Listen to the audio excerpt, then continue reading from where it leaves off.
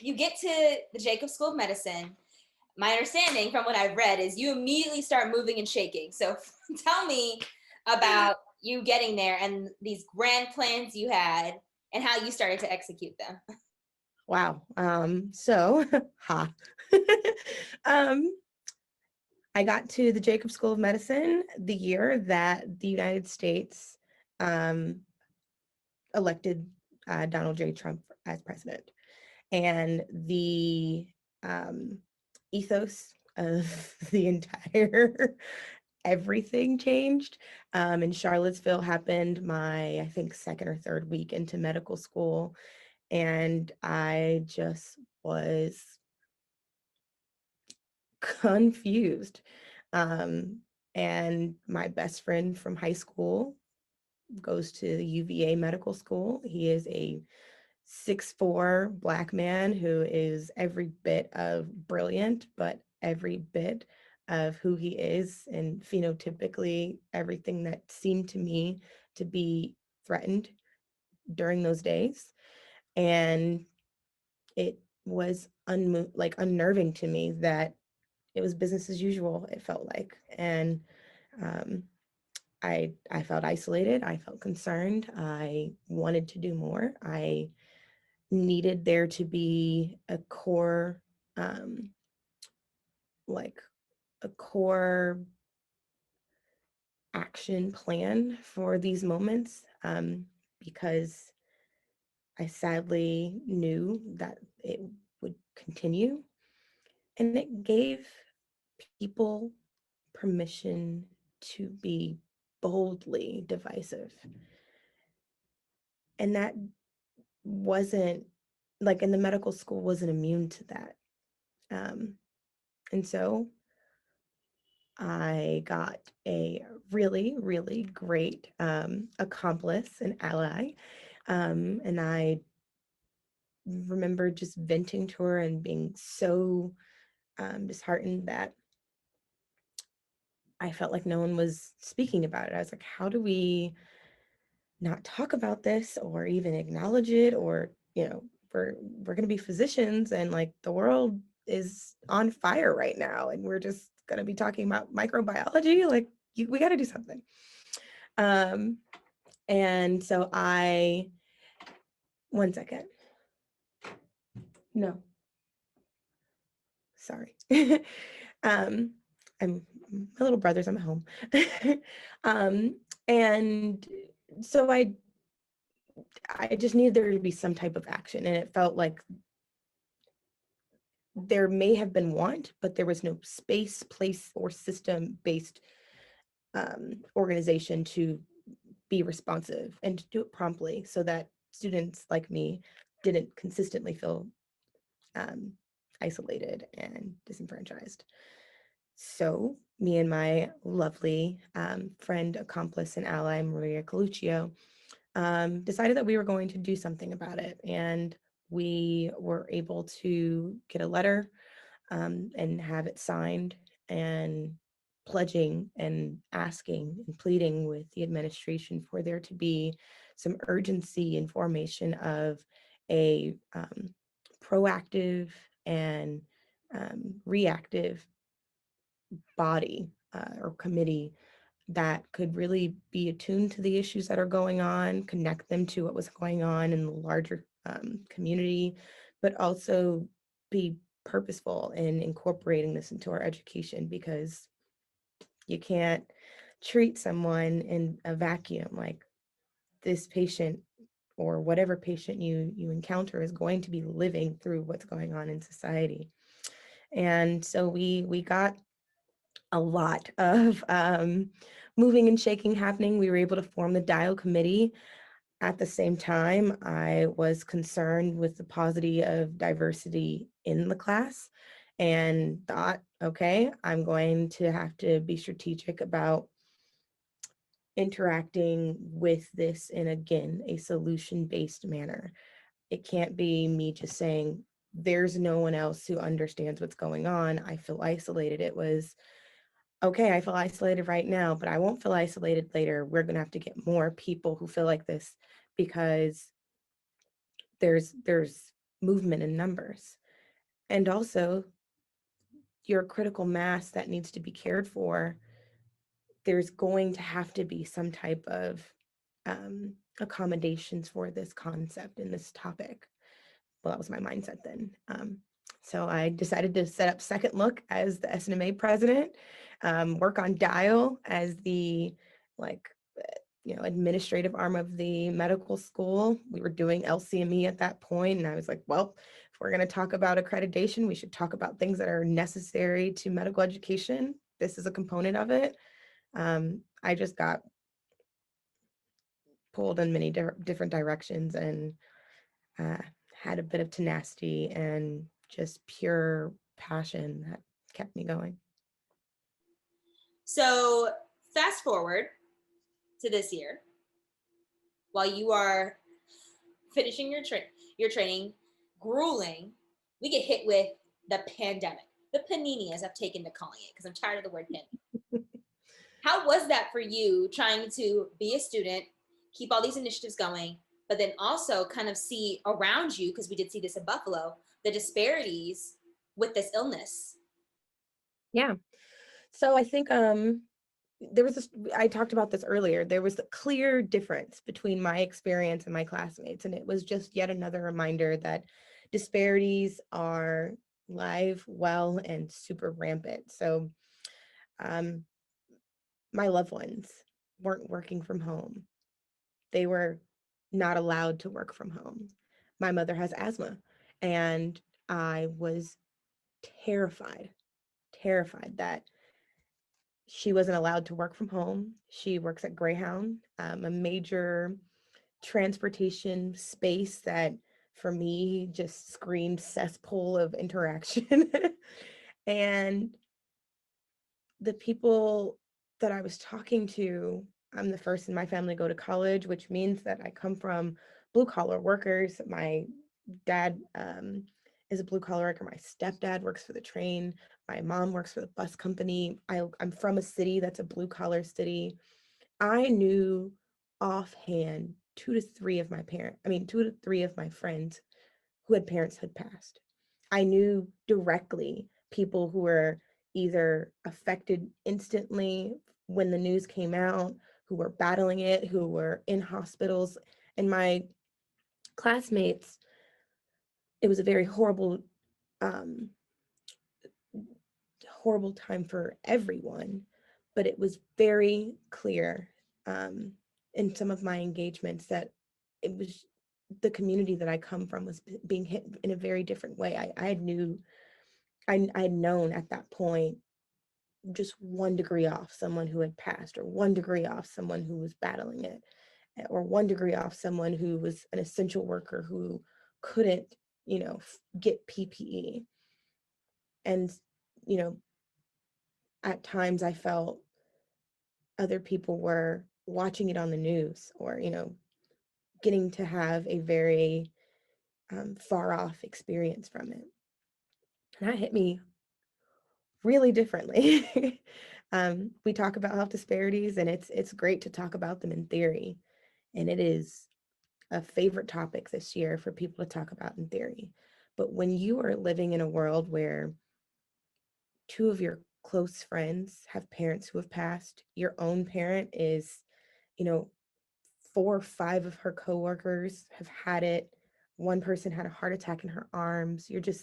It's a level of trauma and a level of repeated trauma that I think minority populations live with that we don't speak about. And to be first generation, and to be someone who isn't from a space that is affluent or well educated, those stories hit very differently. And they weren't something that I got to watch from afar. I was dealing with them in a very lived, visceral way. And that was very starkly different than what my classmates were worried about. And it felt insurmountable. Like I wasn't catching up on Netflix, or, complaining about the module. I was losing loved ones. And it was distinctly different. I'm sorry, I'm gonna get emotional about it. It was just, it was so clear that I was living in a very different world, that I came from a very different world. It's easy to forget that when you're, you're just as smart, you're just as capable, you can study just as well. But when a pandemic hits and your community is crippled, um, and you're trying to explain to your classmate that people in your community have to take the bus to work or they have to go to work, and the only means that they can do it is via public transportation. They can't self-isolate in a multi-generational home, that there's no such thing as a spare house bedroom. It was hard for me to grapple with that those were things that were so intrinsic to who I am, um, and that they were so deeply on display as being means of um, added comorbidity. And, when you were trying to explain these things to your classmates, who obviously came from a different world than you did, were those conversations always productive, or did you often have times where it was very clear, no matter how you spun it, they couldn't get it? I have faith in my classmates. I think many people, one, that I came into contact with, were empathetic, and they just couldn't imagine what you were going through. But I think there was very limited education up until that point for them to even know what was going on. So it felt like I was explaining to my classmates that the sky was blue for the first time. It just felt wild to me, and it was frustrating in itself that I was telling them or explaining to them how structural racism had affected my own life. It wasn't this far off, conversation of um, this really bad thing that happens. It is, no, this is real. This is a lived experience that even someone you respect and you care for is going through, and um, your empathy is appreciated, but it just felt like too little in that moment, and it was exhausting to try and explain while living through it. And it is great, and I'm excited to see people be enlightened and find new enthusiasm for anti-racism initiatives and investigate ways in which the systems that my community has been living in and through are they're realizing have been structured in a way that has often been lopsided or disproportionately um, negative to certain communities. And I'm glad that that is some part of the new investigation or renewed investigation. But to live in it and to teach it was a bit too hard of a burden to bear. How were you finding ways, or were you finding ways to kind of take care of yourself mentally?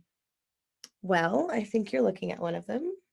Um, I decided in December, took me a while, um, but I needed something completely that was a unique, celebratory way to talk about my experience. And not just my experience, but the experience that I know other people go through, because it is something we talk about. It's the exchange that we have anytime we see someone who is from a similar background, and we engage and say, like, I know what you're going through. You give the nod, you exchange, those small moments of understanding.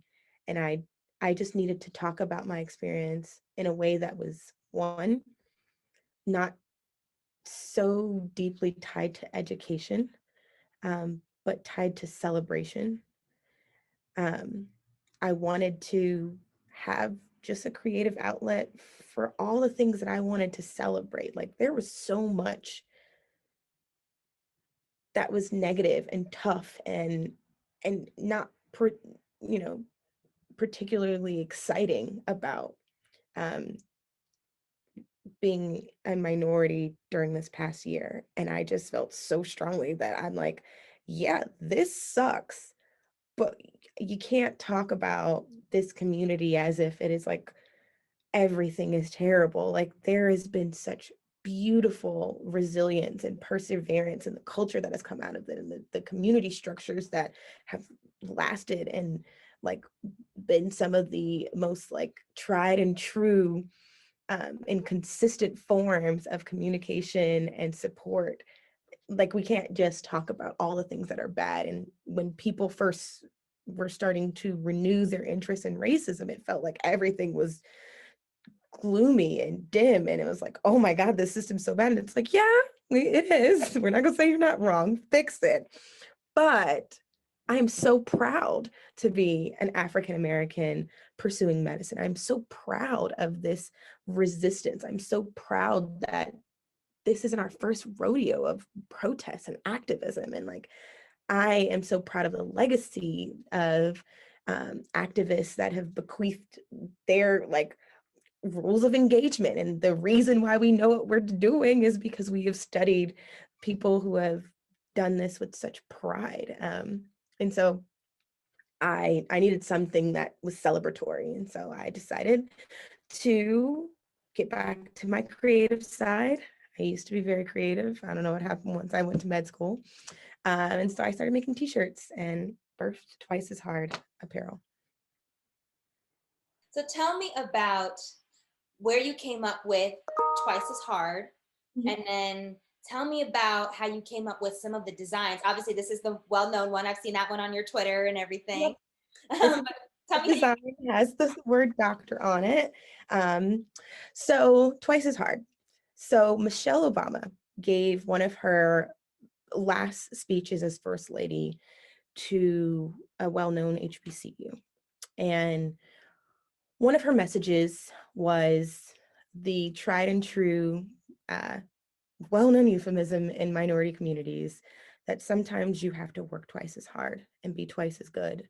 And at times there's going to be days where you're not always acknowledged for how hard you work for something, but continue to press forward and continue to give twice the effort, because you'll come out not only being competent and good, but what work that you do give forth to this world will only be um, just a testament to you and your strength of character and what you wanted to impart on this world. But eventually people recognize greatness regardless. And I think that's something that in every encounter I've had with people who are from my community who have pursued any tertiary degree or any space in academia, we've had moments where we exchange, and we all know that there's some times where we'll work twice as hard for something, and we may have to grind and we may have to hustle a little bit differently, given that our barriers are different to entry and different to success. But every bit of the people that we look up to have all had that story, and they've all done incredible things with it. And so I thought it was just a beautiful celebration of what I was going for. And I was like, Twice as Hard is the that's the brand.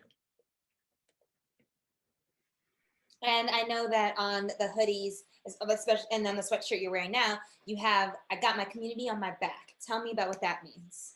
Yes. So, again, a very, very common saying about um, recognizing that your success is not only yours, that it is only from the patience and support and resource of a community that made sure that you could make it, and that your success is also supposed to lift someone else up. The lift as you climb um, mindset, which goes back to the deep, deep, fond memories of Black history and its origin. It is always that as a collective, perseverance and resilience has been paramount, but collective mentality, meaning that you go forth and win something and bring it back, be a bridge, be a help, lift as you climb, keep your community on your back. So I thought that was something that I always wanted to keep incorporating in it. And for me, I'm going to be a surgeon. And that means that whatever knowledge I learn, anybody, anybody has it, but especially my community has it. And so I'm curious, when you first started creating these shirts and wearing them and rocking them as you do now, tell me about some of the reaction that you got. I think people were blown away. One, they were like, Carol, what else are you doing? But I think they were so impressed with just the clear visual statement that merges this idea of activism and medicine and activism. Um, the fist being in the middle of a very common symbol for a common medical symbol, the rod of Caduceus. Excuse me, the rod of Caduceus and the fist. It just merges very clearly in a visual way that this company is about activism and medicine. And by using the Pan-African colors, it also is paying homage to our deep and incredibly proud mission of being Black owned and, you know, for us, by us, with us in mind. Like, it is purely to celebrate what I am excited about and being a minority physician. And it also is for allies who are excited to push forth this idea that they want to amplify and educate and be accomplices towards reaching a better world. And I'm excited for them to wear my stuff too. Um, so it's for everyone, but it's particularly to celebrate the community that I'm so deeply proud has kept their stride throughout it all during this time.